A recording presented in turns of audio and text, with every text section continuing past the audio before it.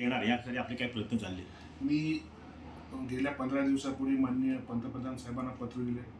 जो भारतामध्ये टेस्लाचा इलेक्ट्रिकल व्हेकलचा प्रकल्प येणार, त्या प्रकल्पाकरता मागणी आम्ही रत्नागिरी जिल्ह्यामध्ये केली.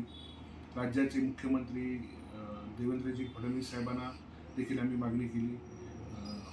आणि एकनाथ शिंदे साहेबांनी जरी मला सांगितलं की त्यांचं म्हणणं अतिशय योग्य आहे की मुंबईनंतर जर दुसरं गाव कुठचं असेल रत्नागिरी, ज्या ठिकाणी चारही कनेक्टिव्हिटी आहे, रोड आहे, रेल्वे आहे, वॉटर आहे आणि एअर, हे असं एकच शहर आहे जिथे चारही कनेक्टिव्हिटी आहे. आपल्याकडे क्रूज टर्मिनल होते, आपल्याकडे जेटी आहे, एअरपोर्ट देखील आपलं पुढच्या वर्षी चालू होतं. त्याच्यामुळे रत्नागिरी हे सुटेबल आहे असं स्वतः एकनाथ शिंदे साहेबांनी सांगितलं.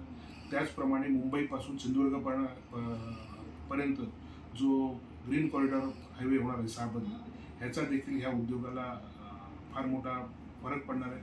जेणेकरून वेळेचं असेल किंवा ह्या सगळ्या बाबींमध्ये होणार आहे. त्यामुळे टेस्ला हा जर प्रकल्प कोकणात आला तर ऑटोमोबाईल इंडस्ट्री मोठ्या प्रमाणात येईल आणि नक्कीच हा गेम चेंजर प्रकल्प कोकणासाठी ठरू शकतो. ओके, धन्यवाद.